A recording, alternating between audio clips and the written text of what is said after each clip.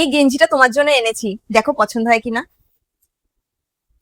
বাবু, এই গেঞ্জিটা না তোর জন্য এনেছি, দেখ তো পছন্দ হয় কিনা। বাবা, এটা তোমরা দুজন আবার কি নতুন খেলা শুরু করলে? আরে বল না, দুটোর মধ্যে কোনটা তোর বেশি পছন্দ হয়েছে? এই পূজা, একটু এই ঘরে আয় তো। হ্যাঁ দাদা বল।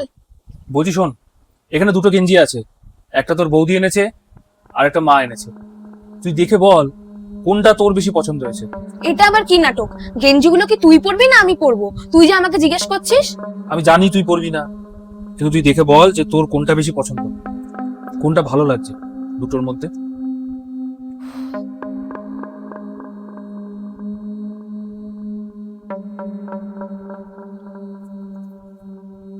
অবভিয়াসলি মা যেটা এনেছে সেটাই ভালো হয়েছে। আমার তো এটাই ভালো লেগেছে। এবার তুই বল তোর কোনটা ভালো লেগেছে। যতক্ষণ না তুই বলবি না ততক্ষণ কিন্তু এরা এখানেই দাঁড়িয়ে থাকবে।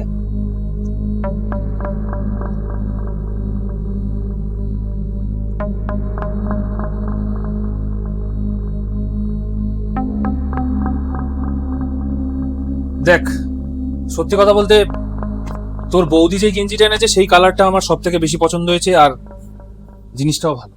এখন তো তোর বইয়ের আনা জিনিসই পছন্দ, মার আনা জিনিস তোর পছন্দ হবে না। হ্যাঁ বিশ্বাস করো মা, আমি এটাই শুনতে চেয়েছিলাম। বোন যখন এসে বললো যে তোমার গেঞ্জিটা ভালো হয়েছে, তখন কিন্তু ও একবারের জন্য রাগ করেনি, উলটপালট কোনো কথাও বলেনি। কিন্তু যখন আমি বললাম যে আমার ওরানা গেঞ্জিটা পছন্দ হয়েছে, তখন কিন্তু তুমি দুটো কথা আমাকে শুনিয়ে দিলে এবং ওকে রীতিমতন ইনডাইরেক্টলি তুমি অপমানও করলে। আজকের পর থেকে না এইসব ফালতু ড্রামা এই ঘরে করবে না। আর তুমিও শুনে রাখো, তোমাকেও বলে দিলাম।